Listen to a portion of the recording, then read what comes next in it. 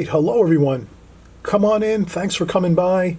We're going to have another great video here. We're going to get excited about watercolors. We're going to have a real interesting time of seeing how we can really focus in on getting really pure, beautiful colors onto our paper, onto our watercolor paper and our paintings by just some couple simple steps that we can do that some of you may not know about. Some of you that are new here to my channel, you might not have seen me do a video on this. I sometimes cover this, and I believe I have a couple videos on this that go back a couple years ago, but I like to just every once in a while do a video for everyone that's kind of new joining along here. You might be just starting out watercolors, you might be painting a couple years, you might even be an old pro, but you're used to doing things differently. Whatever it is, doesn't matter. We're just going to all learn here the methods and techniques of watercolor step by step and have a good time of it, have fun with it.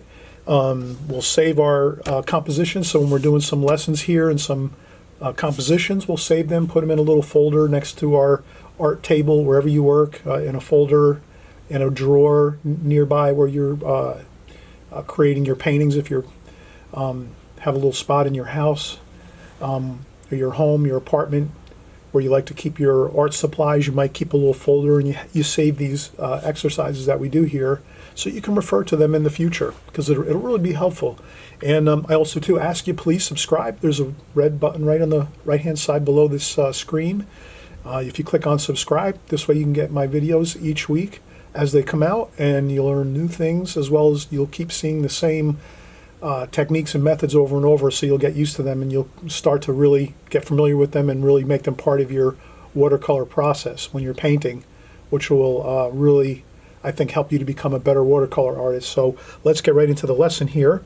So what we're going to do is I'm going to just show how I work with my water container. So I always have a water container with clean water. This is a larger collapsible plastic water container, and I've got fresh clean water in there, and I keep that to the right. And then here I have a sponge, a small sponge. I cut a sponge in half, actually, like a dish, like a kitchen sponge. I cut this in half just to make it a little smaller, and I put this next to my water container sometimes. I have a tissue next to that here, so this is another way you can take a little bit of water off your paintbrush. And then here is a paper towel. You can use a paper towel as well. I also use my apron, so I always usually work with an apron. So I have my apron, and I usually tap my brush on my apron, to take a little bit of water off the brush. But that's the main thing here we're going to cover, is checking off water off your brush hairs when you're painting, because a lot of times I notice artists, as well as myself when I first started, and many new artists that come into watercolors, they tend to have an issue sometimes with too much water in their brush. And that can really cause problems with your paintings. So let's show you how being really careful with your water, the amount of water and paint in your brush, will actually really can enhance your watercolors. So let's get started here. Now we're just going to do some simple color swatches on this page. We're not going to do any fancy painting right now. This is just to kind of cover the water to paint ratio in your brush, so that you can get really exciting colors, as well as if you want to have a really light wash, you'll know exactly how to do it. So this is something you'll definitely want to take notes on. And again, when you're done with if you paint along with us here and you have some watercolor paper and your palette and your brush and your art supplies, you can do this exercise 2 or 3 times, and then you can put this in, again, a folder in your studio, so this way you have that to refer back to, just in case you want to brush up on your notes. Okay, so let's do it. Here, basic thing is, when you're painting, you're going to have your brush, and you're going to say, all right, I'm going to make a blue swatch here. So you'll go over, you'll swish around your brush in the water pail to clean off your brush. Maybe you had some other paint on there, and so now you're always constantly going back to your water bucket. So you're always going into your water bucket and cleaning your brush constantly as you paint. Can we all agree on that? Does that make sense? We're always going into our water bucket constantly and cleaning off the brush as we paint. So as we do that, we're just going to remember to rinse off the brush, and then when we come back to get paint again in our palette, we're going to actually stop quickly and just tap our brush on either your sponge or a paper towel. You can or a tissue. You can hold a tissue in your hand if you want, and tap it on your tissue. You have paper towel. You could tap it on a paper towel if you want. Again, I a lot of times tap my brush on my apron, so I just tap a little bit on there, and that checks off a little bit of water so that your brush is just a tiny bit drier. So it's not as much water in the brush. But you don't want to take all the water out. You just want to kind of take off a little bit so that it's not dripping off, the water's not dripping off your brush. Then you can go in, get your paint after you've checked off the water, and you can get a great, exciting dark like that with rich, beautiful, vibrant color. Is that exciting or what? Now, if I had not checked off some of that water, two things would have happened. One, I would have added a lot of water into the palette, so all of a sudden I'd be getting puddles of water in my palette here, and that's what we don't want. We don't want to flood our palettes with water because we're not checking that water off the brush. Does that make sense? So you want to keep your palette, your paints in your palette, pure just the way they are when you squeeze them out of the tube. And I also have many, if you want to type in just my name, Chris, C-H-R-I-S, P-E-T-R-I, and then type in into the YouTube search bar, Chris Petri, palette. You just type in the word palette along with my name, and I've got about 10 videos on palettes, so I explain a lot of things about what colors I use, what palettes I use, how I care for my palette, how I keep the paints fresh, all that kind of thing. So, but on this video, we're just really concentrating on making sure we're focusing on how much water is in that brush hair, in the brush hairs of our brush. And that's why, because if we have too much water in this and we're not taking some of that water off on either our paper towel, tissue, or sponge or apron, we're going to have very, very washed out looking colors with not much pigment and vibrancy. So let's recall that.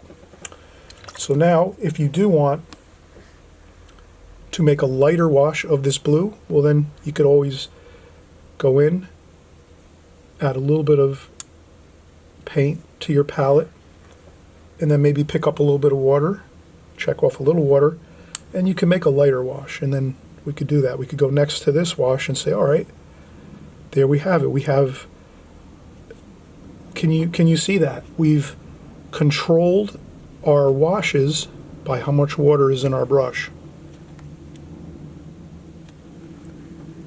So we have a really dark, vibrant blue, and then a light blue, a nice powdery light blue. We're using French ultramarine blue here. So that's really important. That's really the key thing. So let's go with another color. Let's go with cadmium red. So I rinse off my brush now. I have some blue paint on my brush. I'm going over, rinsing off the brush. Then I'm coming over and I'm tapping off some water off my brush on either the sponge again or whatever you want to use. You can use any one of these or your apron or something else too. But these are the main ones I think are the best.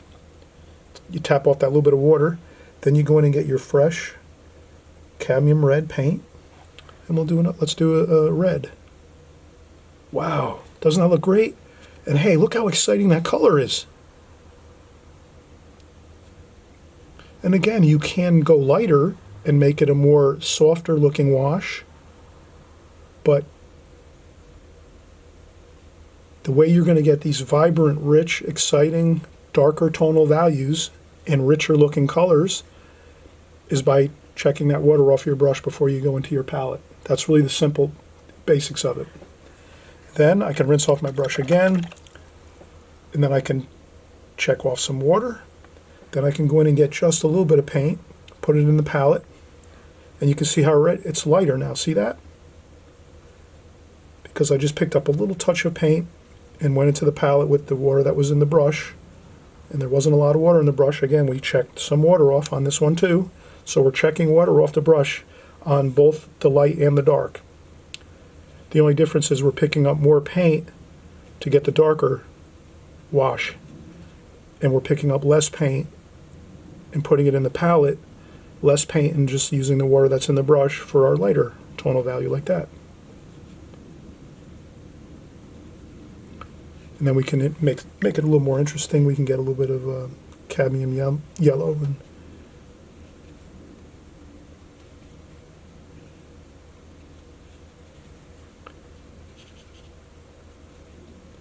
so I just added some cadmium yellow. Make this a little more interesting. You can take a little more red straight into the,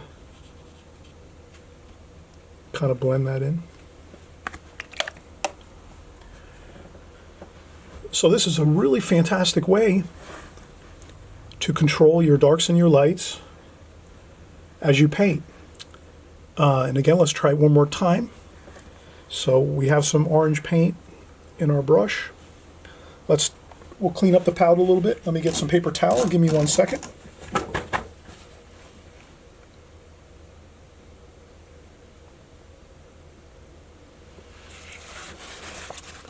Okay, we'll just clean up our palette a little bit like that. And let's rinse off the brush again. We're always rinsing off our brush. Does that make sense, everyone? As watercolor artists, we're constantly going back and rinsing our brush off all the time. Then when we come over, instead of going straight to the palette, we stop off and check off the water. Not all of the water, but some of it onto your choice. Let's go with some blue, some purple here. So I'll pick up some straight purple.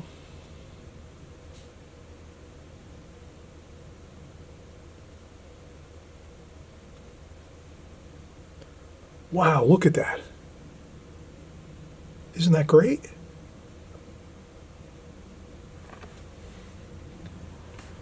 I could pick up a little bit more.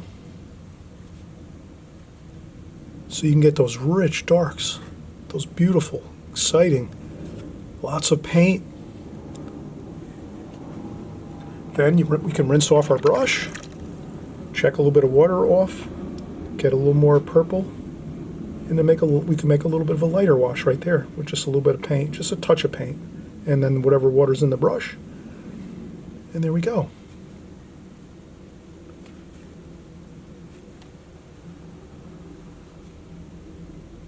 And then you can see how we can get a really beautiful dark and then fade it over to a really nice light wash like so. And that's really the basics of it. So I'm hoping you're enjoying this video. Again, please subscribe if you haven't subscribed. We do every kind of videos you can imagine, all watercolor. We'll do exercises like this occasionally.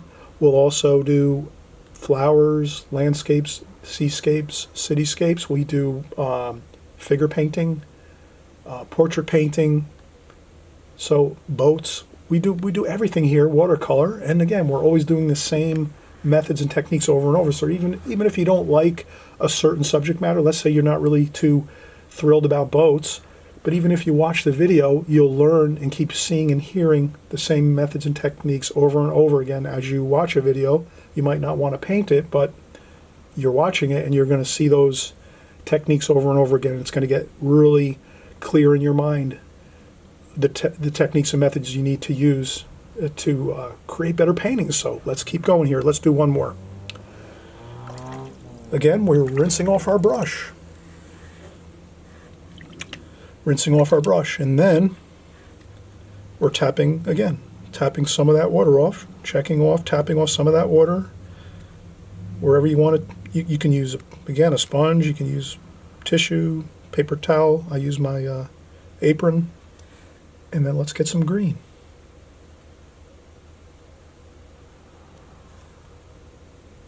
Sap green, look at that, wow. Can you see that? Now, if I was not to check off any water, this would be all puddly and washed out like this. Let's try it. Let's rinse our brush off, and let's not take any water off the brush, and let's go right over to the sap green and see what happens.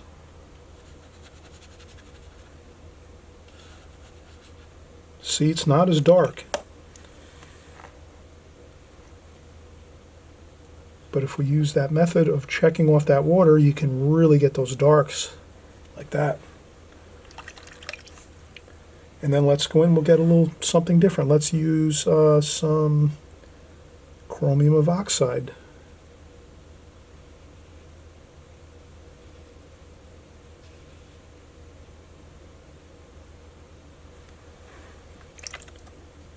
Wow, beautiful. Rinse off the brush, check off some of the water. Let's go in and get some olive green. That's a little bit of a different green. It's a little bit warmer. Straight in to the paint.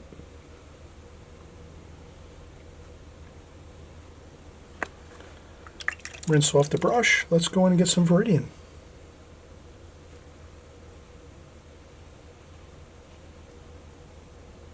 Wow, look at that.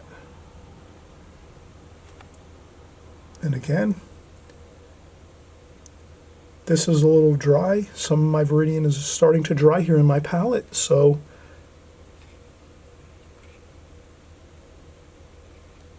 I have to really work hard now on my Viridian green to try to get the dark tonal value, but I can do it. I just had to work at it a little bit there and keep trying to mix around and get some really dark paint, and there we go.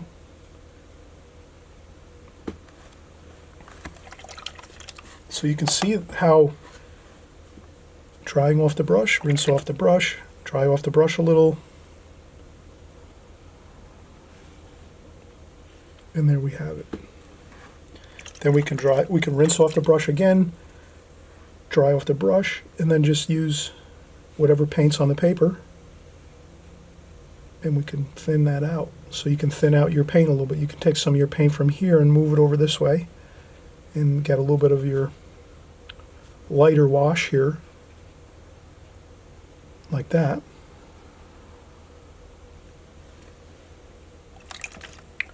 And you'll have that. And let's see, maybe we'll do some alizarin crimson. So we'll do some red here, alizarin crimson. Rinse off the brush, check some water off.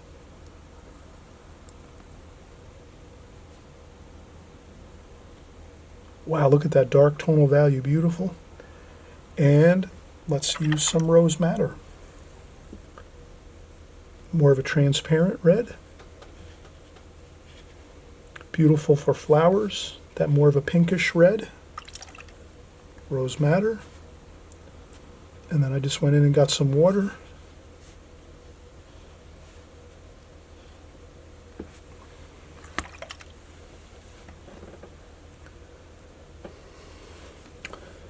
So you can see how we have controlled our water and paint in our brush, in the hairs of our brush. We've controlled the water and paint ratios so that we can control at all times our darks and lights with any color. So any color you can work in your palette that you want to put into your paintings, you can do that by just taking a little bit of water each time off your brush before you go into your palette to get your paint. So again, it's just rinsing off brush, checking off water, and then going into the palette. And if we're doing that and really keeping a good keen awareness of the amount of water and paint in our brush, your paintings, you're going to have a whole new exciting look to your paintings because you're going to have these darks and lights in your paintings. I know when I first started watercolor paintings, I was doing more of all the light washes here because I really wasn't focusing in on my brush hairs and how much water was in my brush. So I was constantly, my palette was constantly looking like this with tons of water in it all the time, like this. So if you see your palette is like got all this kind of constantly all this tons of water, that you're not going to be able to get these really dark and light tonal values within your color ranges, whatever color you're using. Sometimes you will want to have this much water. Don't get me wrong. Yes, you will have some water like this sometimes. If you're doing a really light sky wash, you might want to mix a lot of water. But a lot of times, too, you're not looking to have that much water for the rest of your painting. Maybe your sky wash, yes, you need lots of water for your sky wash, or maybe some water that you're painting in a painting, or a very light area of your painting, let's say. But just as much, it's just the same, you're always going to want to have areas of your palette where you're going to have very little water. So your palette's going to look like this. See how those are rich darks like that? So what I'm saying is, when you're doing very light washes, yes, your palette will look like this sometimes with lots of water. But a lot of times you're going to have your palette should be looking like this with straight color and not a lot of water, so that there isn't all kinds of water dripping everywhere like this. You're going to want your palette looking like this. So you're just mixing up a little bit of green for maybe some greens in your painting, like some bushes, some trees, some plants, maybe a flower painting. You're going to want just a dry brush, which is rinse the brush, dry off the brush, go in, grab your paint, put it on, and there you have a beautiful, rich, dark green, like this, or like this, or like this, to get those darker tonal values. Okay, I hope you really learned a lot on this video. It's a really exciting technique and method to have this under control with your paintings and your technique. If you can really get this knowledge and make sure you practice this a lot, so that you always are painting in this way, where you're, again, checking off water as you're working, so that you're not flooding out your palette with too much water, you're going to have a great time of getting some really exciting looking watercolors. And I hope you'll keep this in mind, save these for your notes in your studio, and we'll see you on the next video. And again, thanks so much. Thanks for all the great comments, everybody. Appreciate it very much. Again, feel free, comments, questions, whatever it is in the comment section here. I'll be happy to answer any questions, any comments. And again, thanks so much for always being encouraging and all the well wishes. And it gets me excited. I'll be back soon for more watercolor exciting videos. We'll see you soon. Bye-bye.